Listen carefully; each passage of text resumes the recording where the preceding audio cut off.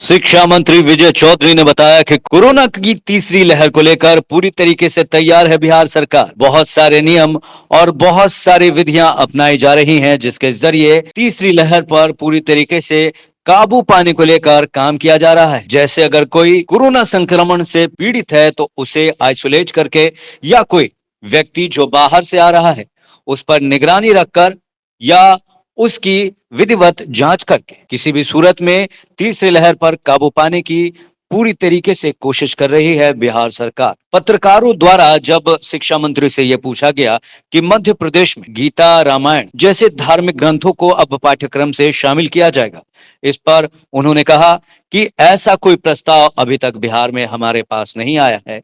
जब ऐसा कुछ होगा तो जरूर उस पर विचार किया जाएगा। उन्होंने क्या कुछ कहा, आइए देखते हैं इस छोटे से वीडियो रिपोर्ट में। देखिए, यह बात सही है कि कोरोना का मामला कुछ जिले में और ख़ास तौर से मधुबनी की जो रिपोर्ट आई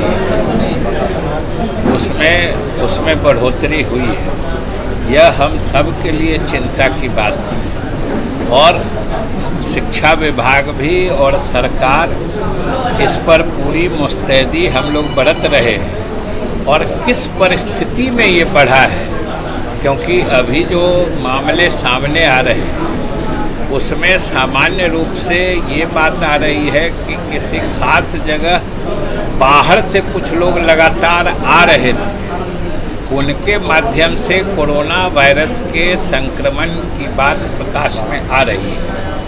तो उसमें दोनों तरह के एहतियात जो है, एक तो जहां संक्रमण हो गया है उनको आइसोलेशन में डाल के, और बाहर से कहीं से कोई आ रहे हैं उन पर विशेष निगरानी रख के उनको पहले जांच करा के फिर लोगों से मिलने जुलने की इजाज़त देने के विकल्पों पर सरकार गंभीरता से विचार कर रही है।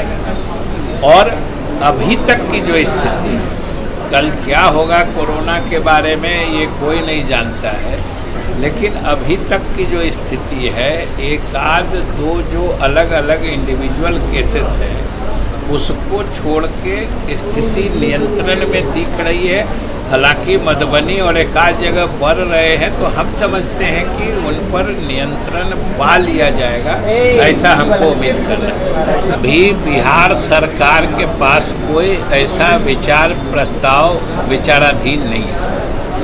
बिहार के स्वास्थ्य मंत्री कह रहे हैं कि इतिहास हमारी है और सब लोग ज़्यादा से ज़्यादा जाने तो अच्छा होगा। तो वो कह रहे हैं तो जानना चाहिए, किसी को कोई मना तो किया नहीं है। वो कह रहे हैं तो अच्छी बात है, सबको जानना चाहिए। रामायण गीता पढ़ने से किसी को रोके क्या?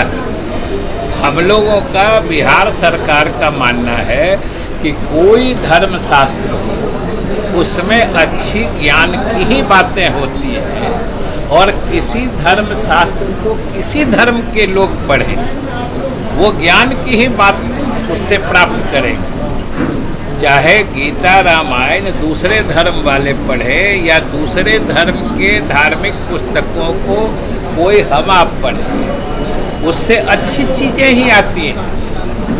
किसी धर्म या किसी धार्मिक किताबों में कोई गलत बात नहीं होती है, इसलिए कोई पढ़ना चाहते हैं, कोई किसी को पढ़ाना चाहते हैं, तो इसका माने अच्छी बातों का प्रचार चाहते हैं। तो इसलिए वो फिर अलग किसी चीज़ को अलग, उसके बारे में तो हमने बता दिया ना कि अभी कोई ऐसा प्रस्ताव विचाराधीन नहीं है। प्रस्ताव आएगा तो कैसे मंजूर? फिर अभी कहे विचार ही नहीं है, कोई प्रस्ताव ही नहीं है। ठीक है, मजबूत करने के लिए पार्टी तो जिनके कार्यकर्ता प्रशिक्षित नहीं है वो कर रहे हैं, हमारे तो कब से प्रशिक्षित।